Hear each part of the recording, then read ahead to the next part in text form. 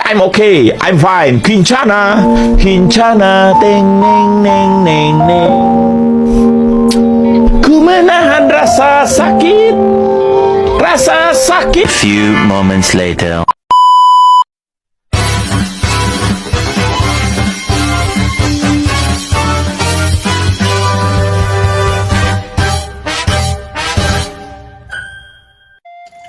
Halo, Assalamualaikum warahmatullahi wabarakatuh. Perkenalkan, nama saya Jihan Nandareka dari jurusan Pendidikan Bahasa Indonesia, Fakultas Keguruan dan Ilmu Pendidikan.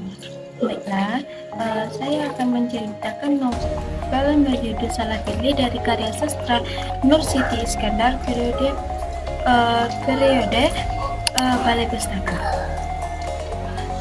Latar belakang novel Salah Pilih karya Nur Siti Iskandar diterbitkan pertama kali pada tahun 1928 dengan latar belakang adat dan budaya Minangkabau. Novel ini menceritakan kehidupan masyarakat serta segala permasalahan yang berkaitan dengan adat dan budaya Minangkabau. Berdasarkan informasi yang dimuat oleh penerbit, Nur Siti Iskandar merupakan penulis yang dilahirkan di Sungai Batang meninjau pada tanggal 3 November 1893. Nama kecilnya adalah Muhammad Nur Amma sesuai dengan adat Minangkabau. Sesudah menikah ia diberi gelar Sultan Iskandar. Setelah menyelesaikan pendidikan di sekolah Melayu, Nur Siti Iskandar diangkat menjadi guru. Selama menjalani profesi itu, Nur Siti Iskandar belajar secara otodidak dari buku-buku terutama bahasa Melayu dan bahasa Belanda. Tulisan-tulisannya sering dimuat dalam berbagai surat kabar di Padang. Nur Siti Iskandar pertama kali bekerja di Balai Pustaka sebagai koreaktor, kemudian diangkat sebagai redaktur dan redaktur kepala. Novel Salah Pilih menceritakan tentang dua keluarga Minangkabau yang diangkat di suatu desa di pinggiran Danau Meninjau, yaitu keluarga Rumah Gadang dan keluarga Rumah Berukir. Rumah Gadang adalah tempat pertama dalam pembinaan pribadi seseorang untuk menghayati budi pekerti dan luhur. Setiap bentuk penggunaan dan unsur-unsur berbagai nama itu mempunyai ciri khas yang memiliki makna mencakup aspek kehidupan lahir batin. Sedangkan Rumah Berukir adalah kolaborasi budaya Belanda yang harus ke dalam adat Minangkabau. Rumah Berukir dihuni oleh bangsawan yang diangkat oleh Belanda sebagai kaki tangannya. Di rumah berukir ini tidak semua orang bisa keluar masuk. Nur Siti Iskandar memberikan makna lain tentang gambaran Rumah Gadang Minangkabau dengan Rumah Gadang campur tangan kolonial Belanda. Rumah Gadang berbentuk Belanda yang ada dalam novel Salah Pilih yaitu Rumah Berukir. Rumah Berukir di sini dihuni oleh seseorang laras. Pangkat laras buatan Belanda berbeda dengan kelarasan yang ada di Minangkabau. Ada dalam novel Salah Pilih yaitu Rumah Berukir. Rumah Berukir di sini dihuni seorang laras pangkat buatan Minangkabau. Dalam novel Salah Pilih tergambar permasalahan sosial yang dialami oleh Asri, Arsana, Sania, persoalan-persoalan yang terjadi di Rumah Gadang dan Rumah Berukir berawal dari pernikahan Asri dan Arsana. Sania merasa cemburu kepada Arsana karena Arsi selalu membela menganggap apa yang dikerjakan Arsana selalu benar. Semua yang berhubungan dengan Rumah Gadang diserahkan kepada Arsana. Sania menilai kalau adat yang diterapkan di Rumah Gadang adalah adat yang salah. Sinopsis novel Salah Pilih. Di sebuah tempat bernama Sungai Batang, Meninjau, Sumatera Barat, tinggal sebuah keluarga yang terdiri atas seorang ibu, anak laki-laki, dan anak perempuan, serta pembantu. Ibu itu bernama Marianti, anak laki-laki bernama Asri, dan anak perempuan bernama Arsana. Sementara pembantu itu bernama Siti Maria dan dua anak itu bisa memanggilnya Makcik dia. Keluarga itu saling mengasihi dan satu sama lain, sekalipun dengan si pembantu. Arsanah yang bukan anak kandung Bu Marianti, mereka tidak peduli dengan hal tersebut. Arsanah pun juga disayang pada perempuan yang dianggap sebagai ibu kandungnya itu. Ia selalu sabar merawat ibu Marianti yang telah sakit. Asri dan Arsanah semakin lama semakin dewasa dan semakin akrab sebagai saudara. Mereka terbiasa jujur satu sama lain. Bahkan Arsanah mengetahui rahasia kakaknya yang tidak diketahui sang bunda. Begitu juga sebaliknya. Namun ada satu hal yang sangat dirahasiakan Arsanah. Dia menyayangi Asri lebih dari seorang kakak, melainkan rasa sayang seseorang kekasih. Gadis itu sangat terpukul ketika sang ibu meminta anak laki-lakinya untuk segera menikah. Dia tahu bukan ia yang akan menjadi pendamping Asri karena adat melarang pernikahan sesepuh seperti mereka. Asri karena adat melarang pernikahan sesepuh.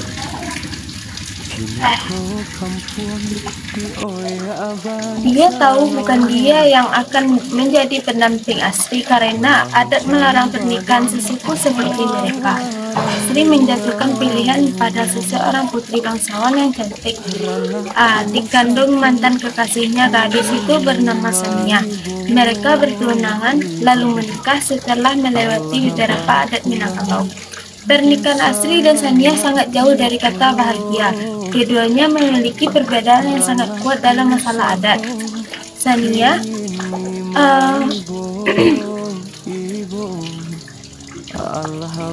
selalu disetir ibunya untuk mengikuti adat yang sangat kaku dan kuno. Menurut Asri, karena Asri sudah terbiasa dengan pendidikan luar yang bebas, dia sangat menghormati adat, namun ia tidak suka terlalu dikekang dan dipaksa seperti yang dilakukan Sania padanya. Selain itu, Sania adalah wanita yang sombong, keras kepala, membedakan kelas sosial masyarakat dan tidak suka bergaul dengan tetangga. Sania sangat cemburu dengan keberadaan Arsanah dan ia ingin menyingkirkan gadis itu dengan berbagai cara. Tentunya peran sang ibu yang tidak tertinggal. Suatu hari, penyakit Ibu Marianti menjadi sangat parah. Arsanah beserta makcik dia bergantian menjaganya. Tak lupa juga, Asri lebih mengunjungi ibunya yang telah diasingkan Sania di bagian rumah mereka yang lain. Penyakit Ibu Marianti tidak dapat disembuhkan dan nyawanya telah lepas dari raga sebelum meninggal. Ibu itu berpesan kepada anaknya. Ia menyesal telah meminta Asri menikah. Apalagi dengan Sania, wanita itu juga menjelaskan adat Mina yang tidak melarang Asri dan Arsanah menikah karena mereka tidak saudara. Wanita itu berpesan agar anak laki-lakinya itu menikah dengan anak angkatnya, Arsanah, yang sifatnya sangat mulia di mata semua orang. Setelah kematian sang bunda, Asri lalu memikirkan foto terakhir itu, dan ia baru menyadari perasaan sayangnya kepada Arsanah yang lebih setelah teman lamanya. Hasan Basri datang kepadanya untuk meminta izin memperistri Arsanah. Ia sangat cemburu dan tidak bisa mengambil keputusan, sehingga segalanya ia serahkan kepada Arsanah. Asri sangat lega ketika Arsanah menolak pinangan teman lamanya itu. Tanpa saling bicara, keduanya bisa mengerti bahwa ada cinta di antara mereka. Sania menangkap keganjilan pada suaminya sehingga ia memaki-maki Arsanah sebagai wanita yang tidak tahu diri. Kejadian itu diketahui Arsanah sehingga ia sangat marah kepada Sania dan keduanya bertengkar hebat. Sementara Arsanah memilih pergi dari rumah itu dan tinggal bersama Bu Maria. adik Ibu Mariantis. Semenjak kepergian Arsana, Asri tetap sering bertengkar dengan Sania sehingga ia tidak betah lagi berada di rumah gadang itu. Suatu ketika Bu Saleh, ibu dari Sania, mendapat kabar bahwa anak laki-lakinya akan menikah dengan gadis biasa di perantauan. Ibu itu merasa geram, ia tidak mau mempunyai menantu miskin dan dari suku lain. Kemudian ia mengajak Sania beserta pembantu mereka pergi ke tempat putranya untuk menggagalkan pernikahan itu. Saking garamnya, Bu Saleh meminta sopir mobil yang ia sewa untuk mengebut walaupun jalan sangat sulit. Alhasil mobil yang mereka tumpangi itu terkendali sehingga masuk jurang, lalu Sania dan ibunya meninggal dunia. Semenjak Asri menduga banyak wanita yang datang menghampirinya, namun ia tidak pernah goyah untuk mencintai Arsana. Walaupun wanita-wanita yang menghampiri dirinya lebih cantik, Asri tidak bisa lagi menahan cintanya. Setelah berunding dengan bibinya yang sekarang merawat Arsana, ia memutuskan menikah dengan Arsana dan meninggalkan segala hal yang jabatannya untuk merantau ke Pulau Jawa. Karena jika tidak pergi dari situ, maka keduanya akan dikeluarkan dari suku secara tidak hormat. Peraturannya menghasilkan sesuatu yang baik. Asri punya kedudukan yang baik dan keduanya mempunyai banyak teman di sana. Di tengah rutinitas mereka di Jawa, tepatnya di Jakarta, tiba-tiba datang surat dari meninjau meminta agar keduanya kembali ke sana dan Asri diminta untuk menjadi kepala pemerintahan.